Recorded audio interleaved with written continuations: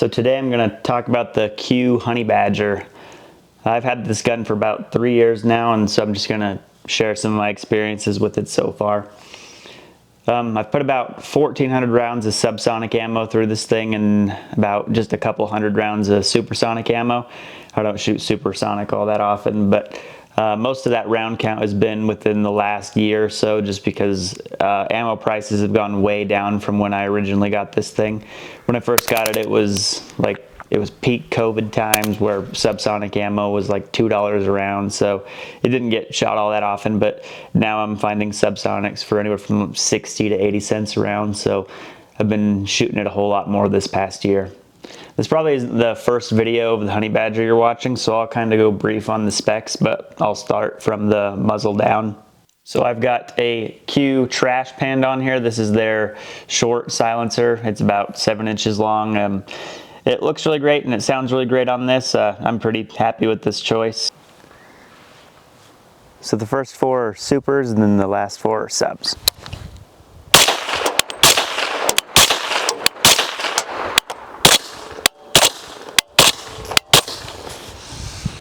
And the muzzle device is the Q Cherry Bomb, which it comes with, and it's sitting on their tapered muzzle, which is on their 7-inch 1-in-5 twist 300 blackout barrel, obviously. Most of your 300 blackouts you'll find on the market, with the exception of kind of your higher end manufacturers like SIG and Maxim Defense. Most of them will be a 1-in-7, but this one is, like I said, a 1-in-5. The 1-in-5 twist offers a few advantages, but the big one is rotational energy. The rotational energy is only super significant when it comes to like really heavy bullets, but when you think about just any expanded bullet spinning faster, that's obviously going to offer you an advantage terminally, like effect on target. It's going to be better when you got a big open broadhead type bullet spinning really fast. So the 1-in-5 twist is pretty sweet for the 300 blackout. If you end up putting together your own 300 blackout, I'd recommend Q's barrel, just because the 1-in-5 twist is almost essential for 300 blackout in my opinion.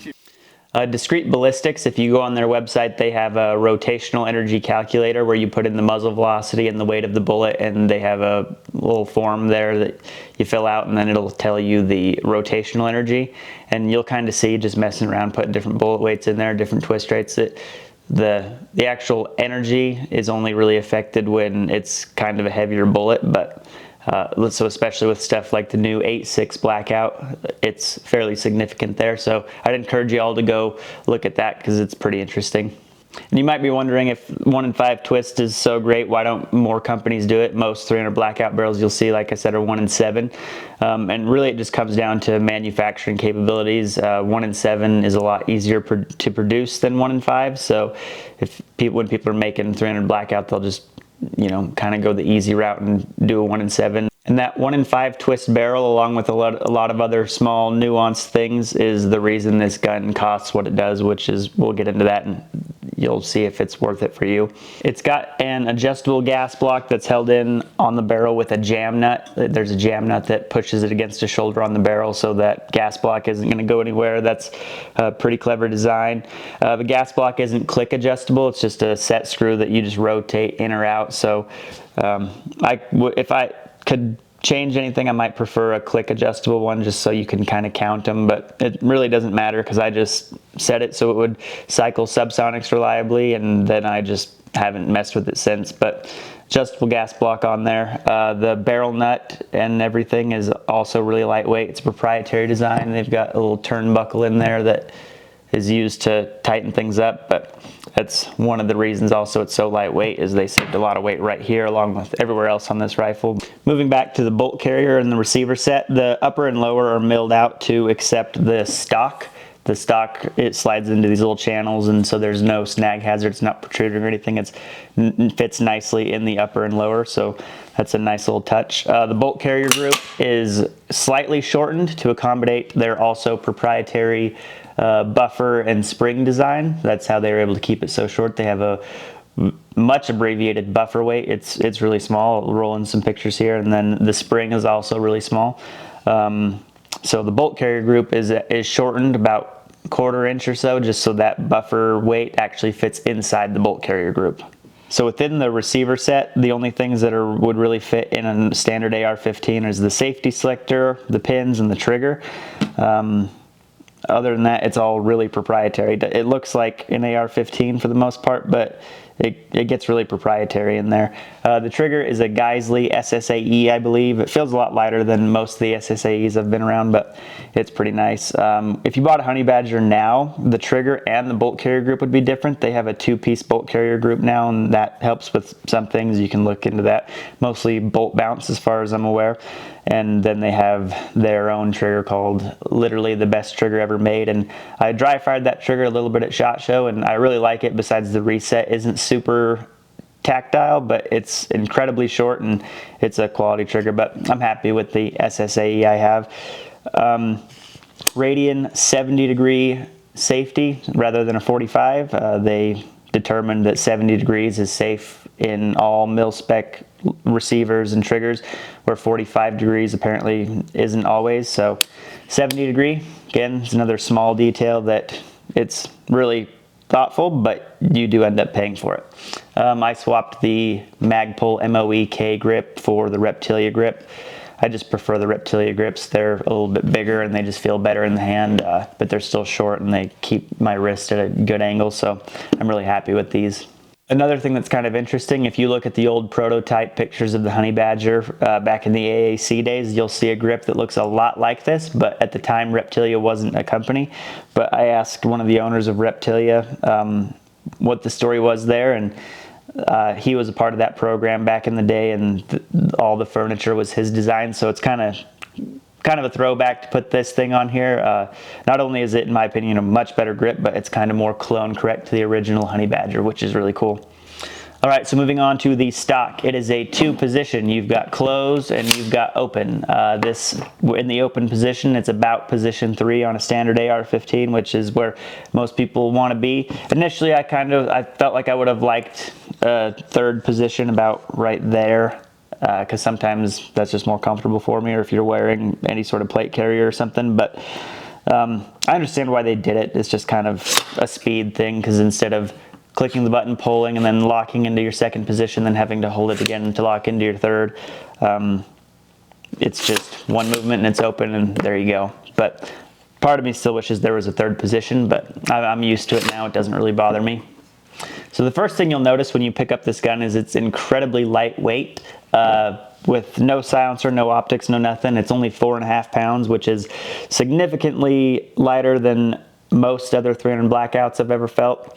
Aside from the GQ Armory, which I don't have any experience on, this is definitely the lightest weight 300 blackout. So lightweight and maneuverability is kind of where this thing shines. If that's your priority, then this is probably the gun you want to get.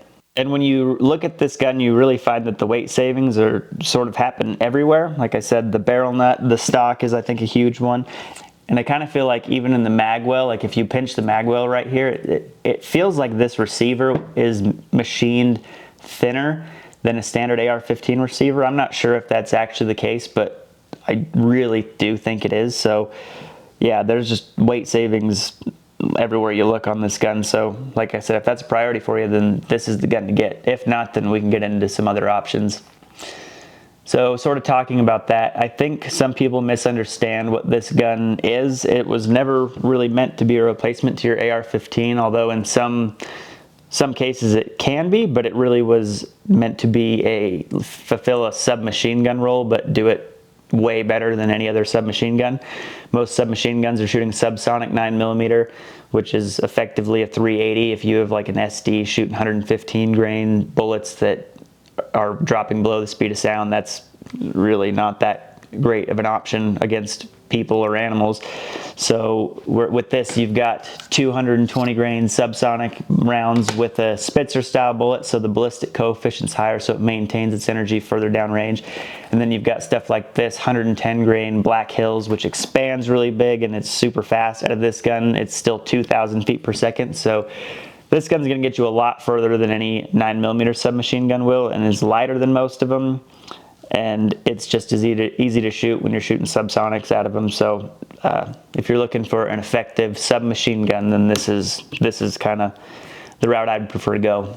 So how does it feel to shoot? It's really lightweight, so maneuvering it around, moving around with it is really, really easy. You don't really appreciate a lightweight gun until you haven't had one for a while, and then you'd start to run around with a really lightweight gun like this. It's just really, really pleasant, especially moving in and around cover vehicles and stuff. Like this thing, just it collapses really small. It's really light. There's very few snag points, which I thought was, I kind of ruined that by putting all this stuff on it, but there's very few snag points. If you look at it from the top down, everything kind of is flush with everything else. The only thing that barely pokes out is this charging handle. Oh, by the way, this is a Radian charging handle. I was sort of confused why they didn't do the SD charging handle initially. I thought that would be a pretty good option for a gun that's made to be run suppressed most of the time, but I think the reason they didn't is because with the adjustable gas block and their silencers are somewhat overboard, so the back pressure is super light, even on my 5.56 guns, and I might do a review just on this silencer later if you want, but it's a really low back pressure can, so you don't get any gas to the face, so I think they just decided there was no real reason to do the SD charging handle. So yeah, anyways, there's really no snag points. Like the bolt release is kind of shrouded in the receiver right here, and so there's really nothing to get snagged on. The only thing that kind of hangs is this charging handle, but like I said, I ruined it by putting this light and this laser and everything, but it's still like a very maneuverable gun. And you don't really appreciate that until you run around with it and pull it out of stuff. So yeah. So if that's a priority for you, again, this might be the way to go. So when shooting subs, it's super pleasant. It's like most other 300 Blackouts. If you ever shot one, it's just really light recoiling, really quiet with this silencer, and it just feels really great. With supers, it's not super pleasant especially if you're not ready for it. Like if you've been shooting subs all day, you get kind of lazy with your stance and how you're holding the gun. But you've got, this kind of submachine gun-ish stock, which isn't the most comfortable thing in the world, but you're getting this because of weight and length requirements and things like that. So but when you put your cheek up here and then you shoot a supersonic round, this will kind of like slap you in the cheek, it feels like. But if you really bear down on the gun and just, are expecting it, it's really not that bad. But this is definitely more unpleasant than like a standard AR-15 shooting 300 Blackout, just because of this stock, and I think to a lesser degree the lightweight of this thing. But if you want, kind of jumping ahead a little bit, but if you just want something that's fun and quiet to shoot, you might be better off with a heavier, just standard AR-15 shooting 300 Blackout, because I mean, if you're just at the range or you just don't care about the weight or the length, that's really the way to go, because it's really pleasant shooting subsonic ammo out of a heavy gun, because that thing just doesn't go anywhere. And if you have a longer barrel, it's even a little bit quieter, just because that's how it works. Longer barrels, are a little bit quieter with silencers. So if you get like a BCM 9-inch 300 Blackout, if you just want to shoot for fun for the most part and don't care about weight and length, I'd say that's the way to go. So getting into some of the cons of this gun, this one really isn't a con, but I thought it was kind of interesting, and I'm still not sure what to think of it. So when I was shooting this gun, I would get like black on my support hand because my hand was under the gas block, but I'd never experienced that with any other gun. It didn't hurt or anything, but it would just have like a black streak. So I emailed Q, and they're like, oh yeah, that's normal. It'll seal up with carbon as you shoot it more, and then that won't happen. I kind of thought that answer was weird, but I don't get that anymore. Like, it's definitely sealed up, I guess, but I thought that was a weird, I just never heard of that before. I thought like if a gas block was on there, right, there wouldn't be gas leaking out from around it, but I don't really care. It's not happening anymore, and it's not really a big deal. One thing I've run into with this, and I don't think this is specific to this gun, but it's a 300 Blackout issue. 300 Blackout, especially suppressed DI gun, they get pretty dirty, but so I was cleaning the bolt carrier group a lot, oiling it quite a bit just to, keep it clean. And then when I was in Texas, me and my friend with the Honey Badger, we were shooting ours, and then we both had the same sort of malfunctions. And so it was kind of weird because we'd never run into them before. But what would happen is we'd be shooting, it'd be shoot, shoot, shoot, and then click, no bang. And we'd look, and the bolt carrier group was just a little bit back. So there was a round in the chamber, but the bolt carrier group wasn't all the way forward, so we just get a click, no bang. But then we couldn't rack it out without mortaring the gun. So we'd mortar the gun, a live round would come out, we'd load it again. Sometimes it would go into the chamber, sometimes the same thing would happen and we have to mortar it out. And we're like, man, what's going on? So we got to talking about, it's like we cleaned these things, the bolt carrier group anyway. And so we just weren't sure what was going on. We thought maybe it might be the cam pin. So when I got back home from Texas, I took this gun apart and cleaned it, and then I noticed in the star chamber where the bolt carrier, or where the bolt engages in there, it was really, really caked with carbon. So I sprayed it out and then picked out like big chunks of it with a dental pick, and then it started working. And so I texted him and I was like, hey, I figured out what it was. He's like, oh yeah, me too. I just cleaned all my 300 blackout rifles. Like, they were all pretty gnarly. So I have guns that have a ton of rounds on them, 5.56 guns that I've never cleaned that star chamber out. But with 300 blackout, I think that's something you need to keep in mind.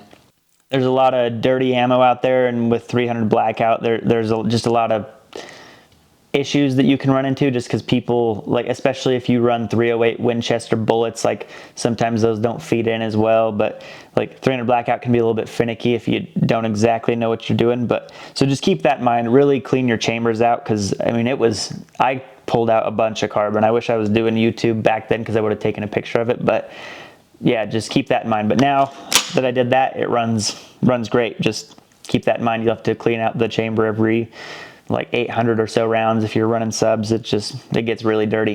One thing that happened though, when we were in Texas, since we had to mortar the gun so many times, the stock bent a little bit. So initially this wouldn't go back, wouldn't close all the way, wouldn't lock. This was bent and just kind of keeping it out a little bit. Really not a huge deal. I just bent it back and now it's fine. But if you end up needing to mortar this gun, and if you don't clean it, you'll definitely need to mortar this gun. Close the stock so you're not putting all the pressure right here, because I had the stock open when I was mortaring it. So it might be a little more delicate in that regard, but I mean, this thing was designed as the low visibility assault weapon. It wasn't supposed to be, you know, run like that, I don't think. But so just keep that in mind.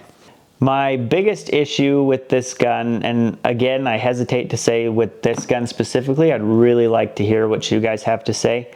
So you always hear with 300 blackout, oh yeah, you can zero for supers and then you just aim a little high for subs. Like, you'll be just a couple inches low at 50 yards or so with subs.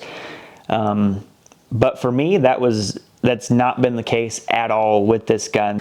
All right, so when I got this gun, my plan was to zero it for subsonic ammo at 25 yards. And so when I got it, I put the EOTech on it and shot it 25 yards, got it zeroed.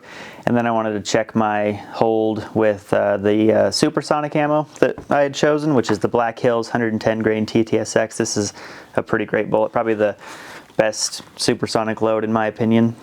So when I got it zeroed, when I got it zeroed with subs at 25 yards, I shot the supersonic ammo at 25 yards with the same hold, and it was shooting 2 to 2.5 inches to the left of my subsonic rounds, with no elevation difference, just a windage difference. So it was just over to the left, which isn't what you want if you're anticipating holding. It's easier to compensate for elevation than it is for windage. So initially I thought there might be something wrong with either the supersonic ammo or the subsonic ammo loaded. I can't remember what the subsonic ammo was, but I ordered a bunch of different supersonic ammo and a bunch of different subsonic ammo. I got the SIG 120 grain solid copper and some 147 grain just ball ammo, and Hornady 190 for the subs, S&B 200s for the subs, and some 220 subs. But no matter what combination of supers and subs I shot, the windage was way different at 25, but the elevation would be about the same, but it was always about 2 to 2.5 inches.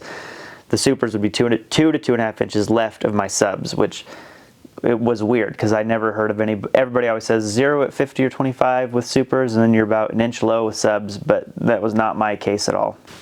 So what I'm going to do today is just kind of demonstrate hopefully the same issue that I've been having. So I got a target set up out there at 25 yards. There's still a bunch of snow, so I'm shooting from up here in the garage, but I put the Mark V on the Honey Badger, so it should be hard to miss at 25 yards with an 18 power scope, just to really show what I've been dealing with and what I've done about it. So I'll go ahead and shoot and then talk about how I've proceeded moving forward.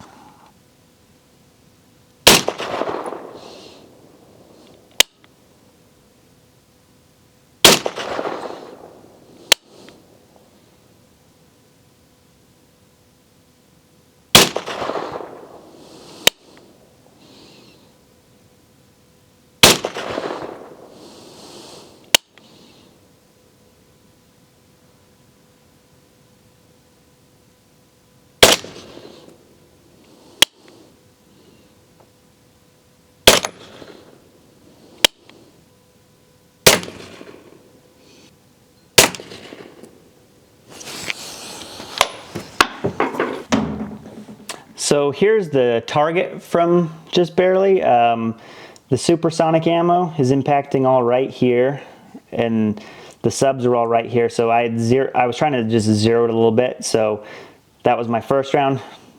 Adjusted up, shot right there. I was like, okay, that's good enough. So then I had 1, 2, 3, 4, I think, and so I had 2 right there from the 0, and then so I took kind of what I believed was the center of the group, so right there and there, and measured, and it was 1.8 inches, and keep in mind that's at 25 yards, so that is 7.2 MOA of a windage difference. No elevation difference, so 7.2, that's pretty significant.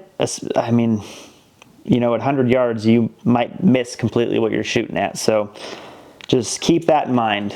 Really test your zeros on your 300 blackout, and like I said, please reply to this video. I'm really curious how your 300 blackout shoots at 25 yards, because I mean, I wonder if it's the 1 in 5 twist. I kind of don't think so, or if it's just harmonics with some of these shorter barrels that cause this, but yeah, just sort of unfortunate, because you kind of have to pick either super or sub and stick with it. So yeah.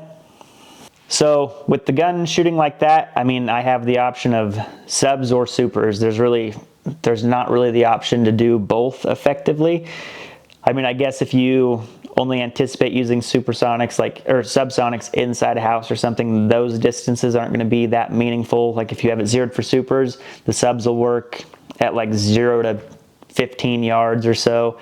And then once you go outside, you switch completely to supers, which is what you're zeroed for. I mean, you could probably do that, but just kind of a bummer. Like, I really have to just pick around and stick with it. And so for the most part, I'm sticking with subsonics for everything I do. And then if I go hunting or something, I will just change my zero for supersonics.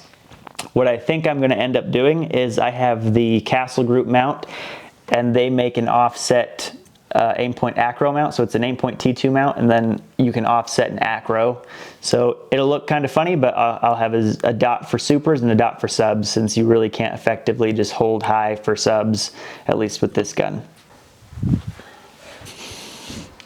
So disassembly of this gun is a little bit different than your standard AR-15, just because of the buffer system they have here. I've heard Chris from the 1911 Syndicate, or no, Jake from the 1911 Syndicate saying that this is really a 2-man job. He hasn't found a way to do it without 2 people. And I'll just kind of show you how I do it, because it's really not a 2-man job. I mean, it's a little more involved than a regular AR-15, but it's not that big of a deal. So I'll open the stock, take the pin, take the other pin, and then the spring's under tension, so just kind of slowly let it go. So this is that abbreviated buffer that sits in your bolt carrier group. So, I mean, way smaller obviously than your standard AR-15 buffer and spring. So all I do is I'll make sure the hammer is down. I'll put the spring on the guide rod in there. And then, so I'll kind of hold this in place. I'll grab the upper receiver, slide it into the bolt carrier group, and then just kind of pull the spring down, and then just push it closed. And there you go. So it's really not that bad. I mean, it's obviously harder than just opening it and closing it and not having to worry about that spring, but it's not as bad as people make it out to be. And I really can't think of a situation where you'd be in a huge hurry to take this thing apart. But I mean, like I said, if that's a worry for you, then get something else, get the Sugar Weasel or something. But yeah, not that bad. So overall, what do I think of this gun? I honestly really like it. It's $3,000, so I mean, it's definitely not for everybody. If weight savings and maneuverability and like all the small little details I mentioned aren't for you, buy a Sugar Weasel. I genuinely think the Sugar Weasel is probably the best value 300 blackout there is, because you get the 1 in 5 twist, you get a nice trigger. I don't know what trigger it is, but it's a pretty decent trigger.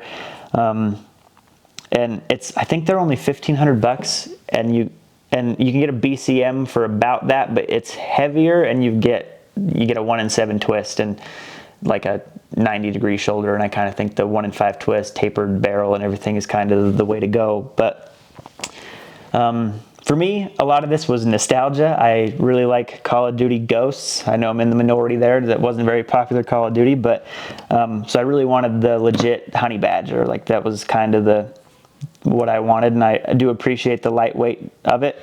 So yeah, you really need to decide what you're after, if this gun is worth the $3,000 for you. For me, it is. So yeah, let me know what you think. Thank you.